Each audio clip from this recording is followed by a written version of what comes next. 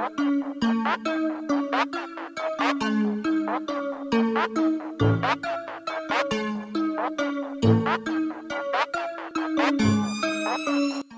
the eyes of the West, a leader like Saddam Hussein is not only seen as a dictator, but also a disgusting enemy. However, in the eyes of his supporters, the former president of Iraq is actually respected as a hero because of his outspoken attitude against Israel. In 1976, Saddam emerged as the most powerful military figure in the Iraqi armed forces.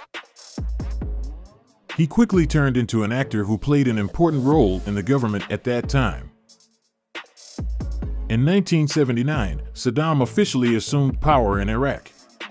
Under his rule, Iraq soon turned into the strongest country in the Middle East for some time. Since being under Saddam's control, Iraq's relations with other Arab countries can be said to be quite varied. Some are good, some are bad. Near the end of the 1970s, Saddam broke Iraq's ties with Egypt.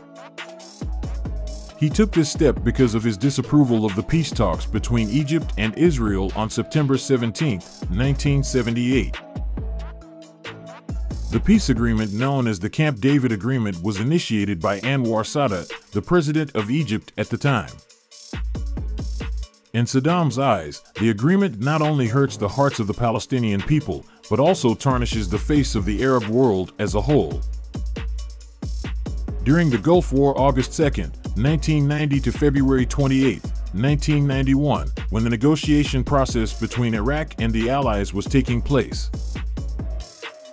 Composed of the US, UK, Saudi Arabia, France, Italy, Morocco, Canada, and the United Arab Emirates, Saddam tried to turn his attention to the Palestinian issue. He promised to withdraw Iraqi troops from Kuwait if Israel is also willing to give up its occupation of the West Bank, Golan Heights, and Gaza Strip. However, Saddam's offer was rejected by the Allies. They argued that the crisis in Kuwait has nothing to do with the Palestinian-Israeli issue. Because his proposal was rejected, Saddam chose to leave the negotiation process, so the negotiations at that time ended without results. Seeing such a situation, US-led Allied forces, backed by the UN Security Council, finally launched a missile attack on Iraq in mid-January 1991. In response, Iraq also fired 39 Scud missiles towards Israel. Iraq actually wanted the missile attack to provoke a military response from Israel. In this way, Iraq hopes that many Arab countries will withdraw from the ranks of the Allies because they do not want to be on the side of Israel, writes Shmuel Waldman in his book, Beyond a Reasonable Doubt.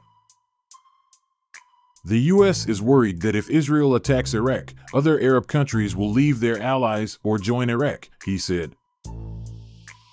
Write Lawrence Friedman and Ephraim Karsh in The Gulf Conflict, Diplomacy and War in the New World Order, 1990 to 1991. Saddam Hussein is widely respected in the Arab world for his pro-Palestinian stance. The fifth Iraqi president even helped a number of Palestinian guerrilla groups and other militant organizations to fight to defend their homeland from Israeli occupation. During the Second Intifada, which began in September 2000, Iraq also sent financial aid to the families of martyrs in Palestine.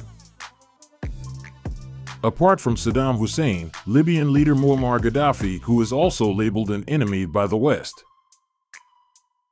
During his lifetime, he also received widespread respect from the people of the Arab world for his uncompromising criticism of Israel. Besides, Gaddafi also never stopped quipping Arab leaders who have ties to the Jewish state.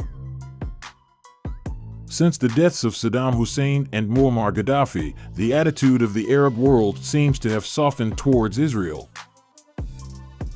Let's reflect. Then, who is the mastermind behind the death of Saddam Hussein and Muammar Gaddafi, and what are their goals? Please comment.